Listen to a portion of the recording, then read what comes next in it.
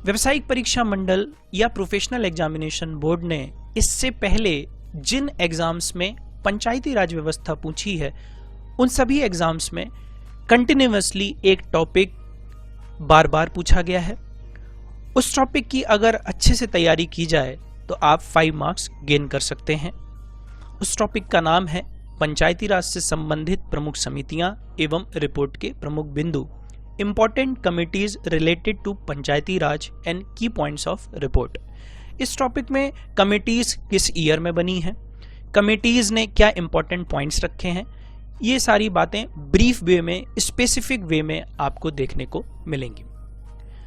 परंतु मैं यह चाहता हूं कि वीडियो में आगे बढ़ने से पहले हम सभी Shivam Dwivedi motivational speaker YouTube channel को सब्सक्राइब कर लें, उसके बगल में बने बेल आइकॉन को क्लिक कर दें ताकि इस प्रकार का कोई भी वीडियो आपके सामने आता है तो वह सबसे पहले आपको मिल सके। इस वीडियो को लाइक करें, कमेंट करें, शेयर करें ताकि इस तरह की इंफॉर्मेशन आप जैसे अच्छे प्रतिभागियों में और भी ज़्यादा से ज़्यादा पहुंच सके। मैंने ट्रिकी जीके भी तैयार किया है, उससे संबंधित भी कुछ वीडियोस इस चैनल पर उपलब्ध हैं। मैंने उसके लिंक डिस्क्रिप्शन में डाल दिए हैं, आप सभी उनका बेनिफिट भी उठा सकते हैं। चलिए आगे बढ़ते हैं। आप देख रहे हैं कुछ कमिटीज यहां पर लिखी हुई हैं और एक तरफ उनके पॉइंट्स दिए हुए हैं।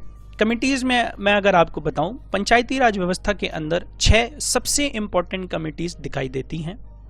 सबसे पहली कमेटी जो कि अस्तित्व में आई है बलवंत राय मेहता कमेटी, जो कि 1957 में आई है।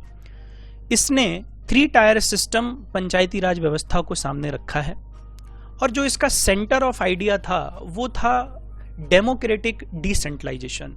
इसमें समझाया गया या सरकार को इस तरह की संस्तुति या इस तरह के पॉइंट्स बताए गए इस रिपोर्ट के अंदर कि अगर हम डेमोक्रेटिक डिसेंट्रलाइजेशन लाते हैं, यानी सारा पावर अपने पास में न रखकर पावर को बांटते हैं, तो हमें त्रिस्तरीय पंचायती राज व्यवस्था मिल सकती है जो कि फायदेमंद हो सकती है। इसके बाद अशोक मेहता कमेटी दूसरे नंबर पर मिलती है जो कि 1977 में आई है।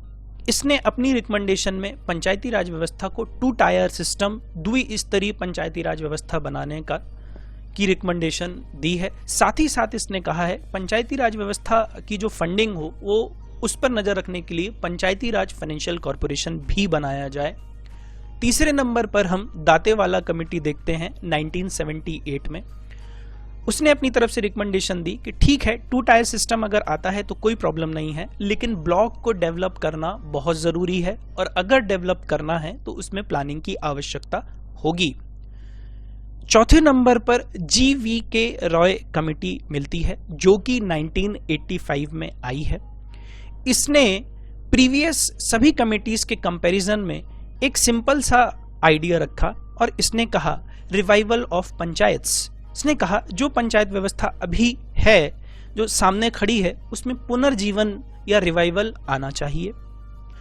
5वें नंबर पर लक्ष्मीमल सिंघवी कमेटी 1986 में आई, जिसने पंचायती राज व्यवस्था में खास तौर से पंचायतों को कॉन्स्टिट्यूशनल रिकॉग्निशन देने की बात बोली। साथ ही यह भी कहा कि पंचायती राज व्यवस्था में न्याय पंचायत को भी जगह दी जाए, न्याय पंचायतों का भी गठन किया जाए।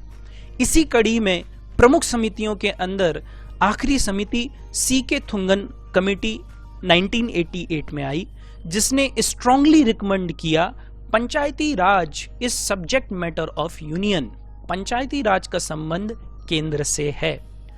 सो इस प्रकार हमने देखा कि इंपॉर्टेंट 6 कमिटीज आई और 6 कमिटीज ने अलग अलग टाइम पर अपनी रिकमेंडेशन दी हैं और उनसे पंचायती राज व्यवस्था में परिवर्तन आया है। अगर आप सभी इस तरह के और भी वीडियोस देखना चाहते हैं और भी इस तरह की इंफॉर्मेशन चाहते हैं तो जुड़े रहें हमारे साथ। धन्यवाद।